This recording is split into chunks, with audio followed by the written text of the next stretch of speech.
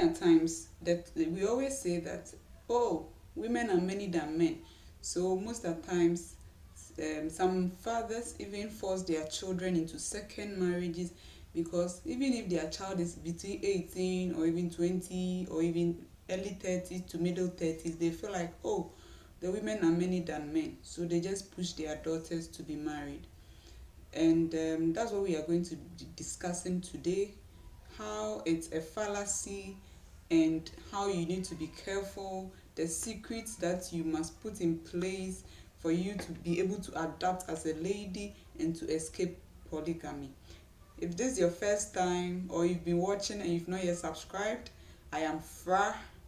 Depending on the channel that you are watching me from, don't forget to subscribe, don't forget to follow me for more content. So let's get started.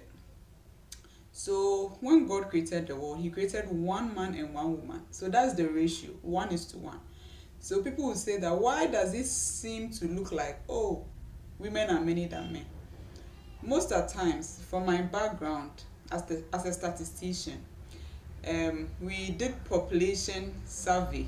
We surveyed population across the globe, developed countries and developing countries, and it seemed a bit like the women were about like 51% in some places and the men were like 49%.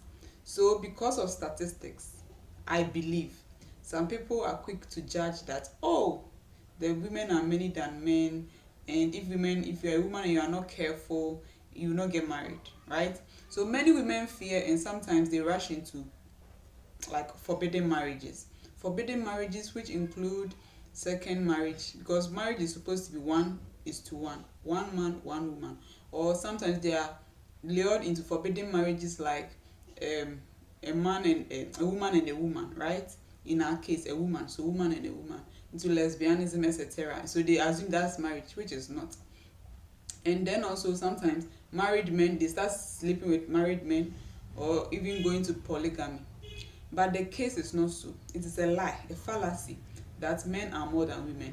Normally, God creates 50:50 across globe.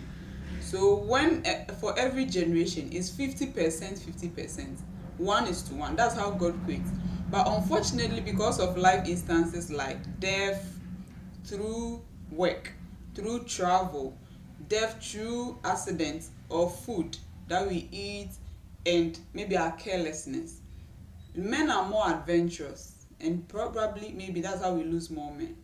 Okay, so there's a story that we spoke about concerning a certain man who betrothed his second daughter to be married and then married the first one. After the man had said for 7 years, he thought that, okay, this is my daughter, the second one. He married the first one instead of marrying the second one that he had promised to get married. But he realized that he had two daughters, so he was afraid that, oh, maybe no man will come around, so he pushed all of them into marriages. And that's how most fathers are quick to push their daughters into wrong marriages. And even women themselves start feeling like, oh, no one will come, so let me just become a second wife, which is an abominable marriage, or let me go for another woman, which is like also an abominable marriage, right? So how do we adapt? That's the question. We can adapt by maybe going for a bit things that we didn't actually want. Growing up, you have your choices. Some people will say that, I don't want to marry somebody who is older than me, I want to marry my age mate. Yes, your age mate, that's how God created it, is 50% women, 50% men. So your age mate would be ideal. But when life moves forward as a woman and all these things occur, you need to calm down and adapt. You need to accept any man. You need to mellow. Any man that does not go beyond your green flags. So I've spoken in this channel in my old videos that you need to have your red flags in a person that you don't want and your green flags in that person that you would like beforehand, before you start any relationship. You don't need to propose to a man, right? So when the man comes and proposes, you check your green flags and your red flags. So if your green flags is age, now you need to drop it. If a younger man comes and he comes and proposes, or an older man comes and proposes and woos you and is ready to pay your bride price, you need to drop the age red flag if that's your red flag.